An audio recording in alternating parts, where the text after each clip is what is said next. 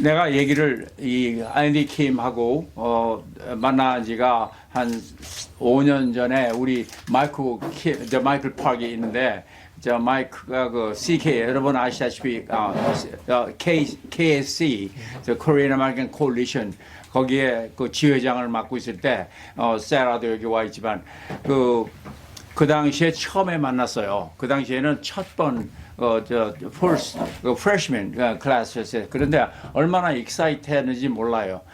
그래가지고 만나서 처음 만나가지고 인사를 하고 보니까 이 사람이 제목이 아주 특출해. 여러분도 느끼실 거예요. 이 사람을 보면은 다들 좋은 사람들이지만 결국 그 쓸만한 제목이 있고 또 자기들만 위한 제목이 있고 그런데 이 나라를 위해서 필요한 제목이 여기 생겼구나. 특히 우리 다음 세대에 이런 사람이 나왔다는 것 자체가 너무나 반갑고 감격스러웠어요. 그래서 자세히 지켜봤는데 볼 때마다 이게 자랑스럽고 우리 아들 제너레이션으로서 하는 그 일이 너무 크고 밖에서 보여지는 그 이미지가 너무나 좋은 거예요. 저는 그 한인들이 보는 이미지가 아니고 뉴저지 내에서 컨그레셔널 디스트릭에서 생겨지는 일들을 이렇게 들어보면은 상당한 그 지지를 받고 있고 공감을 갖고 그래요. 근데 여러분 아시다시피 우리 에이시안 얼굴을 가진 사람들은 이렇게 파퓰러 하기가 쉽지가 않아요. 우선 그 선입견이 있고 그 스테레오타입 이런 게 있어가지고 그거 쉽지가 않은데 그 고개 그 문지방 넘기가 엄청 어렵습니다.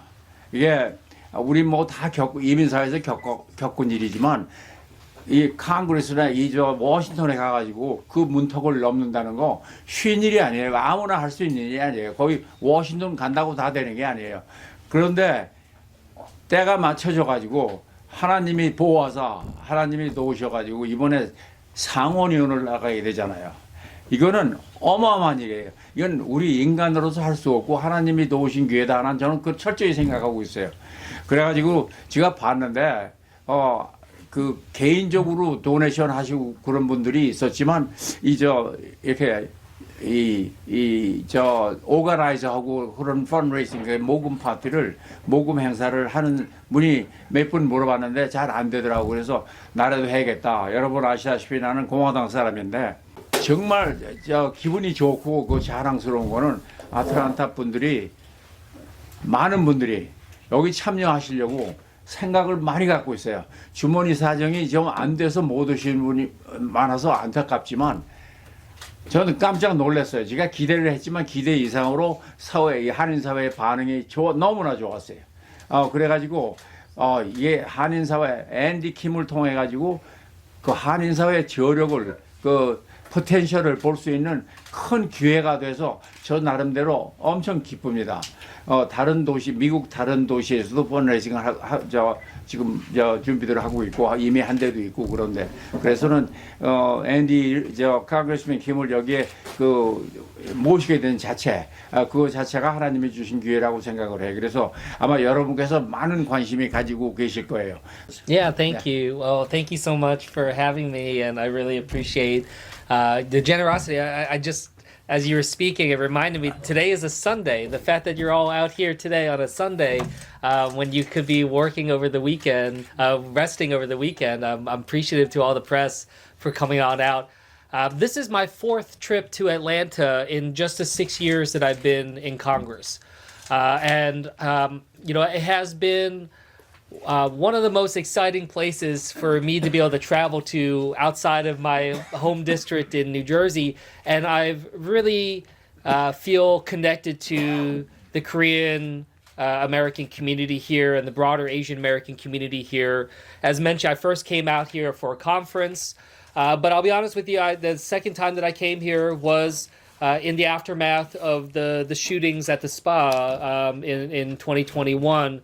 When I came to meet with some of the families of the victims and talk to the broader community. So to be here with you on good days, but also some of the toughest days that you've been through, that was something where I really came to understand the way in which we might be able to continue to work together between this. I've had the great honor of now being in Congress for almost 6 years. When I first started in 2019, there were 0 Korean Americans until, in Congress at that time until I came in. And so I've had the chance to travel all over the country to meet with Korean American communities all over. And I have to say, the community here in the Atlanta region is remarkable. It's one of the closest knit communities I've seen, certainly one of the most friendly and community oriented communities. And to be here in this amazing building, that's certainly the largest community center I've ever seen for a Korean American community anywhere in the country. So I'm excited to be here. I recognize that I am not your congressperson. If all goes well with this election, I'll hopefully be a senator, but I will not be your senator. But I will also. But if I am elected, I will be the first and only Korean American in the United States Senate in the history of America. I will also be the first Asian American in the United States Senate ever from the entire East Coast of America. And with all the different issues going on right now in the world, it's important to have a voice in the room and a seat at the table. So I hope the Korean American community and the Asian American community here in Georgia, I hope they understand, even though I am not their direct representative, I hope you see me as someone who can give voice to our community, someone who can represent that story of our people and our community. That we just recently celebrated the 120th year of Koreans coming to the United States. And this year is 50 years since my parents immigrated from South Korea to the United States. And I know that that's a story familiar to pretty much every family that's out there. There is a commonality between us, even if we don't know each other particularly well yet. And I'm excited to be able to do this work and to be on the cusp of something that can be a historic milestone for the community. I do this not just because I am Korean American, but because I think about what comes next. As I told you, I think about the 50 years that my family's been here, the opportunities that we've had, what's put us in this position where we can make these gains, not just in politics, but we see a generation of Korean American leaders stepping up in every single sector and industry in this country, in business, in medicine, in law, in entertainment, and sports and other things. And so I think that this next 10 years is going to be the most dynamic and exciting decade for Korean Americans in this country, certainly in politics. But I also do this because I am a father of now a 7-year-old and an 8-year-old. My youngest just turned 7 yesterday. So I am a father of 2 little beautiful baby boys. I still call them baby boys. And I worry about what kind of future they're going to grow up in. I talk to you about issues about Korean Americans and Asian Americans, but I cannot ignore the dynamics in this country, especially just what happened in our country yesterday. These are scary times here in America. It's scary what we see with the violence, with the attempted assassination of a presidential candidate, former President Trump, the threats that are out there, the concerns that are out there. And I'll be honest, yesterday I was celebrating my kid's 7th birthday when I got the news about what happened at that rally and the shooting at the rally in Pennsylvania. And it got me worried about what kind of America are my kids going to grow up in. And I know that that's on the minds of everybody, in particular the Korean American and Asian American community, because if your family and the families here in Georgia are anything like my family, my parents came here to try to give me and my sister a better life. And that means good education and safe communities. But when we see this level of violence and this concern that's out there, it's worrisome. what kind of America are our kids going to grow up in, especially when we saw the increased discrimination and hate facing the Asian American community writ large in this nation. We see increased tensions between the United States and China that's affecting how xenophobia and discrimination is here in the United States. So these are issues that I want to continue to engage the community here in the Atlanta region on. That yes, right now, today, I'm getting help from incredible leaders here in the community for my race and what I'm trying to do with this election to try to make history.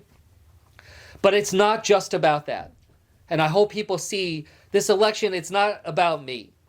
This is about our community getting to this incredibly important mark where we can continue to say that we belong here, and we can say that we have a seat at what will be the most powerful, deliberative, legislative table in the entire country.